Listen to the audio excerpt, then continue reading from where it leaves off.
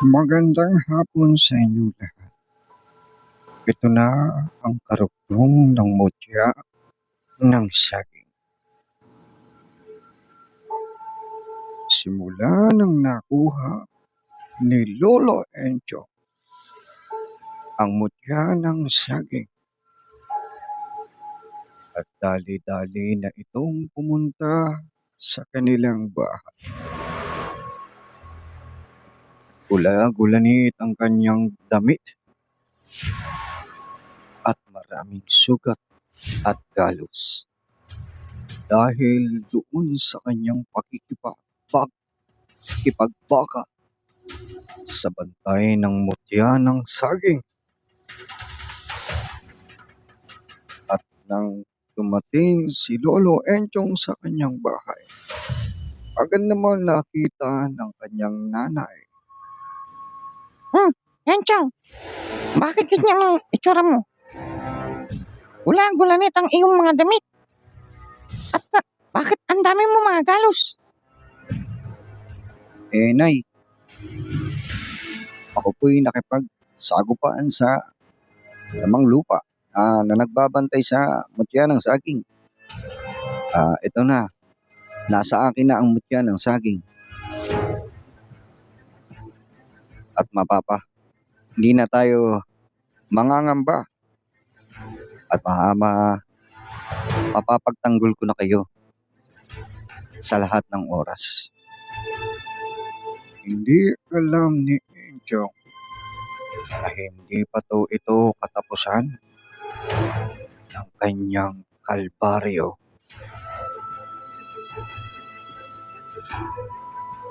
Halika, Enchong. Pumasok ka na dito sa bahay. At gamutin natin yung sugat mo. Ikaw talagang bata ka. Hindi ka na nadadala-dala. Di ba ang bailin ko sa'yo? Muntik ka nang mamatay dyan sa mga anting-anting na yan. Mas maganda na nga na wala tayong alam dyan. Tignan mo, nangyari sa'yo.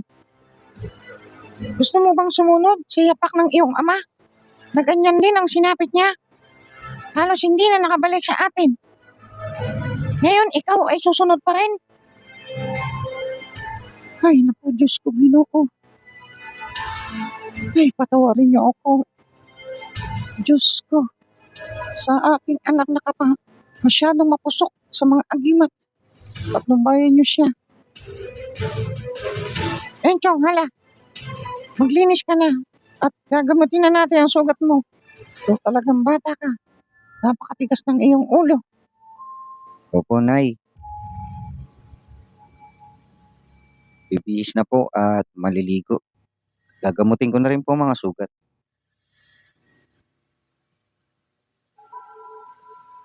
At pagsapit ng dilim, hindi alintana ni Enchong na may gumagala sa kanilang bakuran.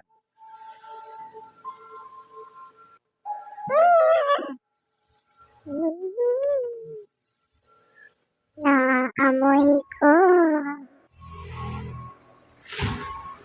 Amoy na amoy ko.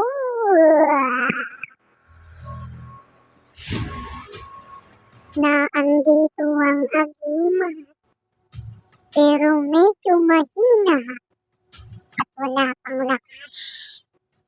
Palagay ko, hindi pa ito nauusalan ng may humahawa.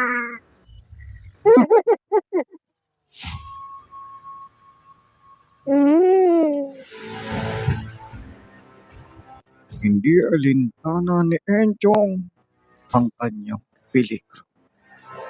Malapit at papalapit na. Mawaring maligno. Gustong kumuha ng mutya ni Enchong.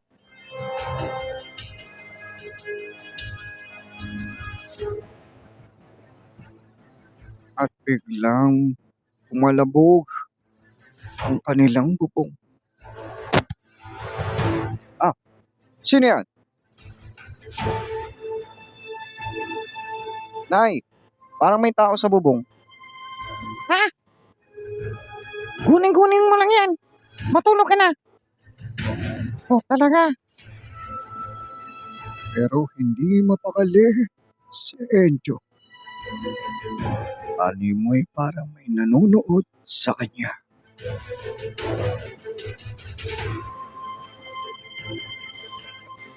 At tila nag-aabang lang ito ng pagkakataon o makatulog si Encho.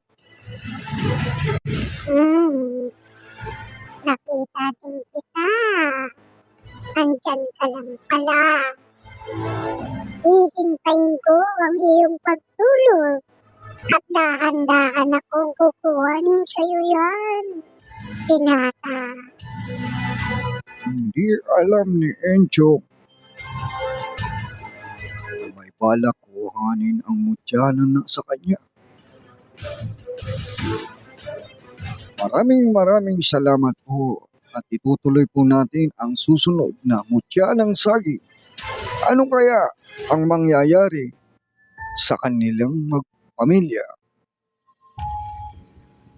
Makukuha kaya ang agimat o anting-anting ni Enchong?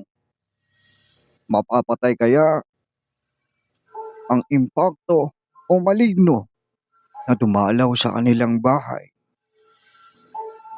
Abangan natin ang susunod na kabanata dito lang sa Team Charot ng Yakisuko. Maraming salamat po sa inyo lahat. This is a DJ Bunso, ang iyong lingkod na nagtatago sa Lolo Enchong. Magandang hapon sa inyo lahat. Maraming salamat po sa inyo lahat. Bye! Thank you so much po.